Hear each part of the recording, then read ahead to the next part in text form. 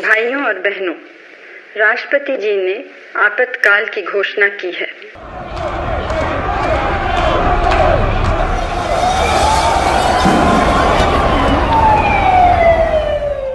नमस्कार, मैं स्वाति। आप देख रहे हैं यूपी लाइव टीवी।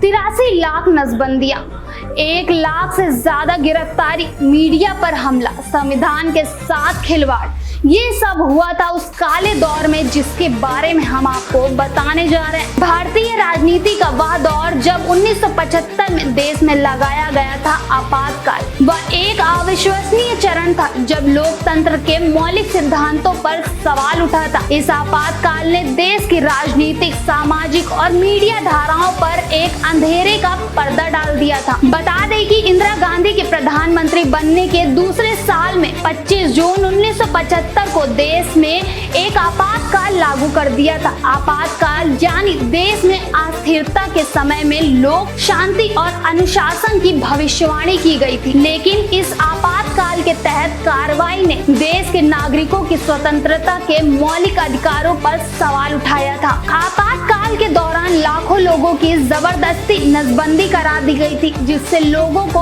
वोटिंग का अधिकार छीना गया। कई राजनीतिक विरोधियों को जेल में डाल दिया गया था, जैसे कि अटल बिहारी वाजपेयी, लाल कृष्ण आडवाणी, जेपी नारायण, रामविलास पासवान और बहुत से ऐसे लोग को जेल में डाल दिया गया था। वहीं मीडिया पर भी संकट आया। सरकार ने मीडिया दफ्तरों की बिजलियां काट दी ताकि खबरें न छप सके। पत्रकारों को भी जेल में डाल दिया गया, जिससे उनकी स्वतंत्रता पर भी प्रतिबंध लगाया जा सके। इससे मीडिया की स्वतंत्रता और स्वतंत्रता की स्थापना को भी धमकी पहुंची। इमरजेंसी के दौरान लोकतंत्र की बनावट पर सवाल खड़े हुए और लोगों में एक असहमति की भावना उत्पन्न हुई। सरकारी अत्याचारों और अन्याय के खिलाफ विरोध उभरा।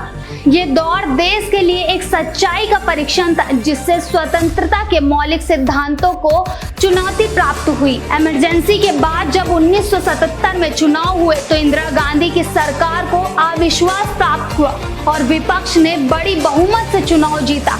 इससे पहले की तुलना में ये चुनाव एक स्वतंत्रता की जीत थी, जो लोकतंत्र को नई ताकत देने के लिए बन गया। आज भारतीय इतिहास में इंदिरा गांधी के आपातकाल एक गहरी चोट के रूप में याद की जाती है, जिसने देश के स्वतंत्रता के नींव पर सवाल उठाए। ये घटना हमें याद दिलाती है कि स्वतंत्रता की रक्षा और उसकी रचना करना हम सभी की जिम्मेदारी है, ताकि कभी भी ऐसे अन्याय और अत्याचार का सामना ना करना पड़े। ऐसी और अपडेट के लिए जुड़े रहे हमारे साथ और देखते रहे यूपी लाइव टीवी।